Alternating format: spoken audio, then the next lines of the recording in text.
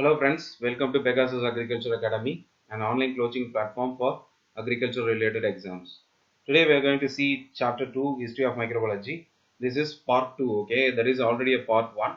Those who have not seen that video, I will give the link in the description or you can see it in the I button. It is provided above, okay? So this is a continuation of the previous video. So it will be very useful. If you have seen the previous video, there is a part 1, okay? So further, without wasting any time, we will skip on to the video.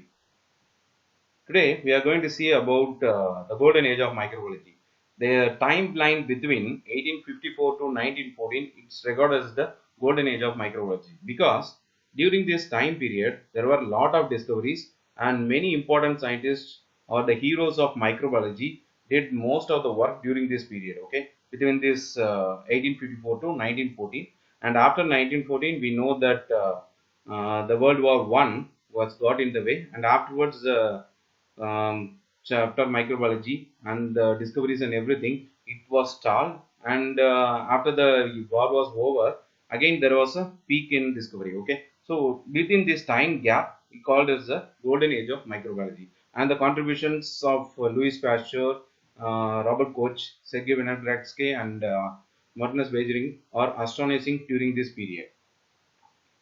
So we will see the contributions of each scientist one by one. Okay, and this chapter is very important. The contributions of different scientists in microbiology is very important because most of the questions during which come under the history of microbiology chapter, the contributions of these scientists are very important. Okay, so the first one is Louis Pasteur, and his important contribution is the disproval of SG theory, that is the spontaneous generation theory or the theory of abiogenesis. Okay, so in the previous video we have seen that how Louis Pasteur disproved this theory by using the Swanach flax experiment. Okay, so that is his first contribution, and next one is he discovered the acetic acid bacteria. Okay, during that time, it is between the 19th century 1850 and later time, there was a main problem in France. Okay, so we all know that France is very famous for its vineyard and wine production, and there was a problem because the wine got contaminated by a group of organisms, and Louis Pasteur was the first person to discover that this contamination is caused by a group of bacteria, that is the acetic acid bacteria. So in order to solve this problem, he invented a technique called as the pasteurization. Okay, and this pasteurization technique is used nowadays in most of the sterilization techniques for edible food materials. Okay, we know that milk is sterilized by means of a technique called the pasteurization, which is followed today itself. Okay, pasteurization technique, it's nothing but just heating the milk to about a temperature where the pathogenic organisms get killed. Okay, the temperature is very important on the exam point of view.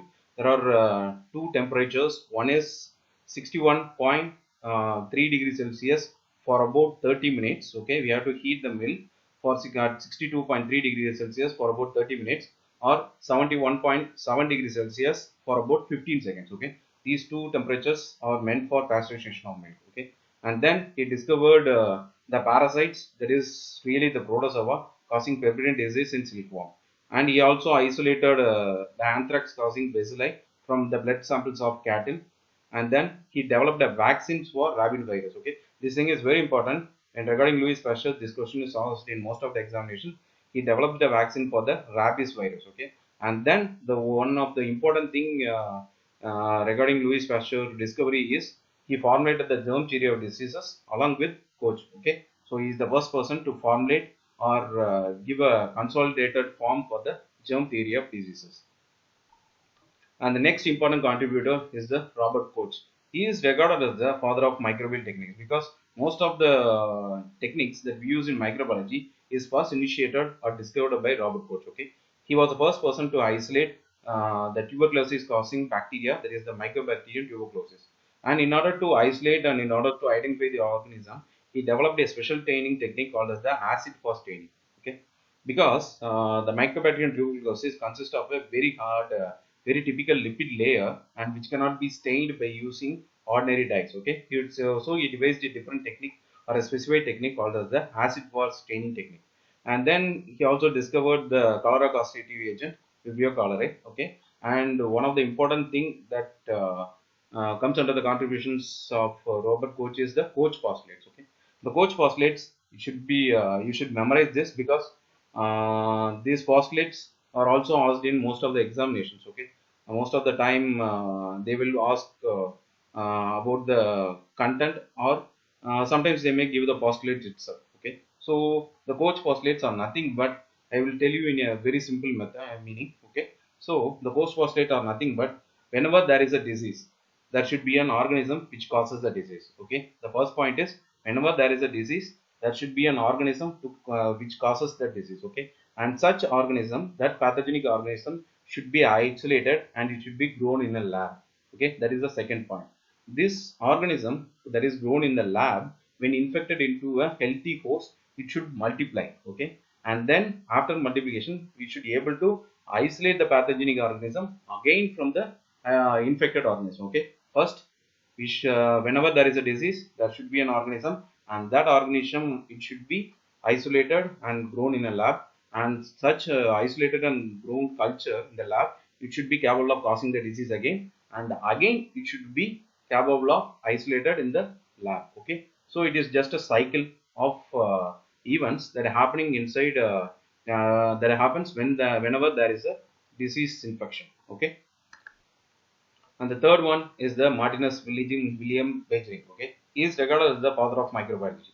Whenever there is a question, who is the father of microbiology, if there is only Beijerinck, you can click the answer. Otherwise, sometimes they may give Winogradsky also. Okay, but the father of microbiology is none but Martinus William Beijerinck. Okay, he developed a technique called as the enrichment technique. This enrichment technique, you will be seen this in your practical experiments also. Okay, enrichment technique, it's nothing but, it is preparing a specific media for isolating a specific organism. Okay, so for example, if you want to isolate a nitrogen fixing bacteria, you can prepare a medium which is devoid of nitrogen. Okay, so if you inoculate a sample consisting of different group of microorganisms and inoculate them in the specific enriched media, that is the media without nitrogen, then only the organisms that are capable of fixing nitrogen will grow in it. Okay, other organisms, they won't grow because there is no nitrogen in the media. Okay, so enrichment technique is nothing but preparing an environmental condition where only the specific organism or the organism of our interest will go. Okay, so guys, if I'm going fast, you can just pause the video and make notes of it. Okay, and then he isolated the sulfur reducing bacteria and sulfur oxidizing bacteria, and he isolated the nitrogen fixing free living organism. Okay, Astrobacter. There are different types of nitrogen fixing bacteria like the Rhizobium, Azospirillum, Astrobacter, but he invented the free living nitrogen fixing bacteria, Astrobacter. Okay, and then the growth modulating bacteria were also identified by him, that is the Rhizobium, and Lactobacillus and blue green algae were also identified by Beijerinck. Okay, and one more and the important thing regarding Beijerinck is he coined the term virus. Okay, literally this term means poison. It is in Latin it is called as contagium vividum fluidum. Okay, and literally the meaning of this Latin word is nothing but poison. Okay, then comes Sergei Winogradsky. Okay, he identified the different microorganisms involved in different cycles that occurs in the nature. Okay, he isolated the organisms, or he identified the organisms involved in nitrogen cycle, carbon cycle, and sulfur cycle. And he discovered one important process called as the nitrification process in soil. Nitrification process is nothing but conversion of ammonia to nitrite and then further converted into nitrate. Okay, and this process is carried out by means of different microorganisms, and the microorganisms that are involved in this nitrification process are also identified by Winogradsky. Okay, so first the soil, it is ammonia, that is NH4, which is converted into nitrite, and then it is converted into nitrate. Okay, and we will read this chapter in nitrogen cycle and also in biological nitrogen fixation.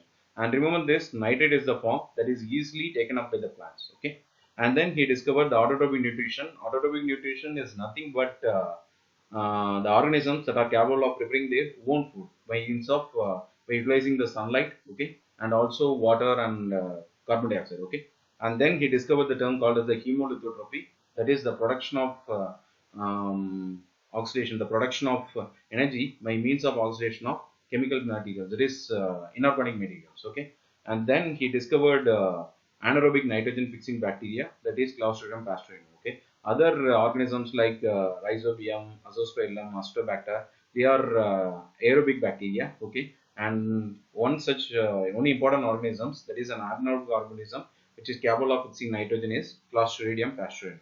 Okay,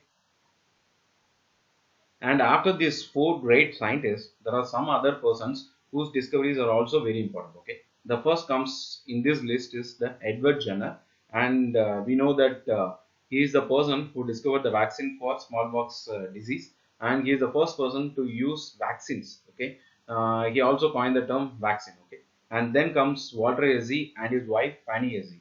Okay, these two persons are important in discovery of agar.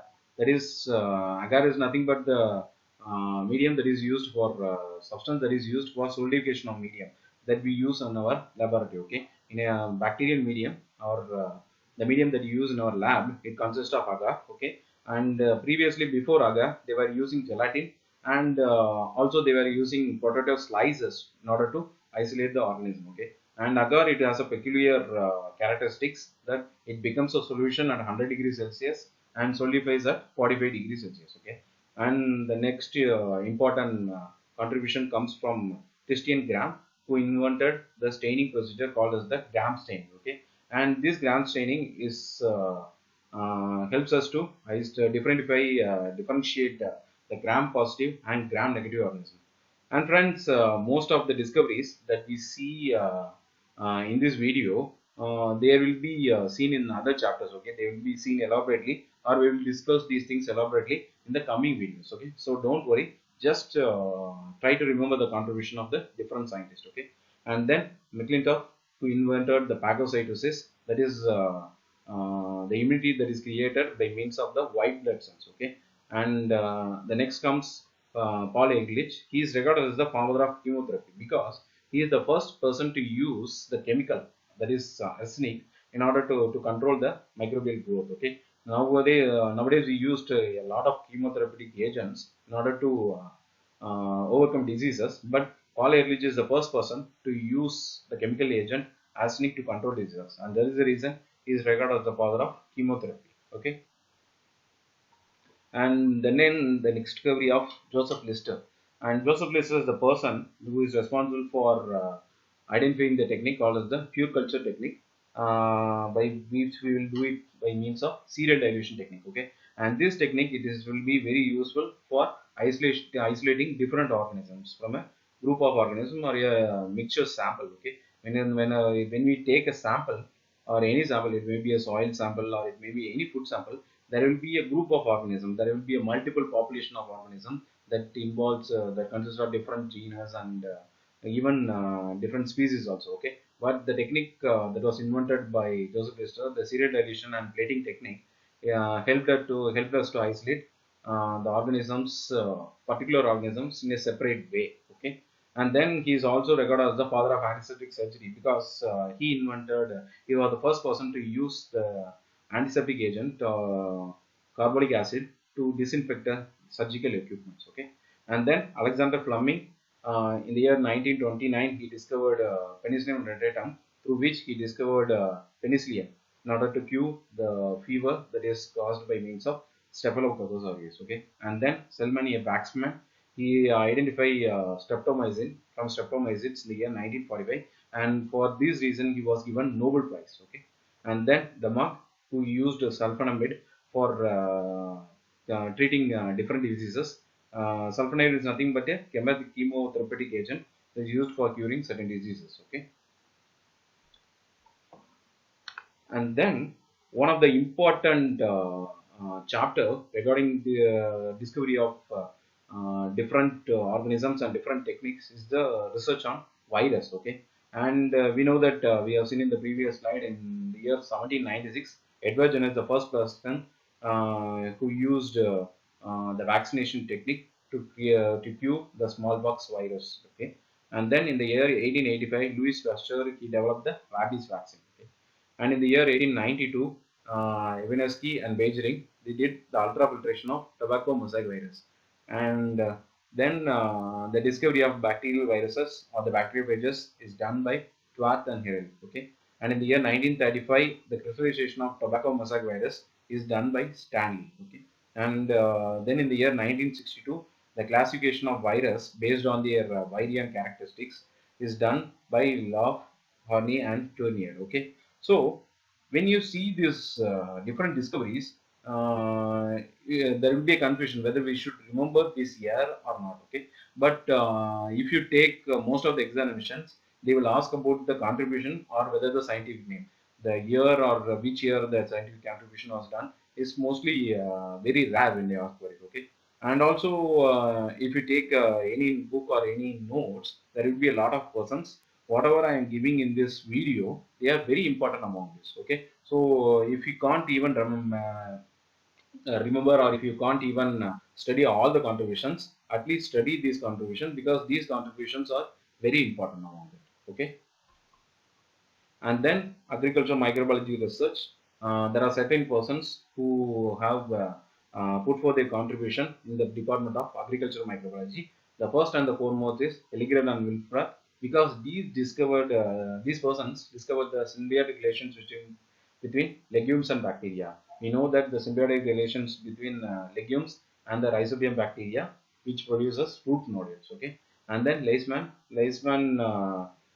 he discovered that the nodules in the legume were found by means of bacteria. Okay, the first Pellegrin and Wilfred, they found a symbiotic relationship between legumes and bacteria, and Leisman, he was the first to put forth that the root nodules formed in legumes is by means of bacteria. Okay, and then Lippmann and Brown, they explained about the ammonification process in the soil, and then Hiltner and Ruinen. These two persons are very important because most of the time their discoveries were asked in examinations. Okay, so Hilton was the first person who coined the term rhizosphere, and Ruinen was the first person to coin the term philosphere. Okay, rhizosphere is nothing but the area around the root. Okay, there is the root zone, the area around the root. It is called as the rhizosphere, and philosphere is nothing but the area around the leaves. Okay, and then Dobriner, he isolated azosphaerium and associated nitrogen fixer. Okay, and azosphaerium is also a micro aerophilic organism. Okay, and then Frank,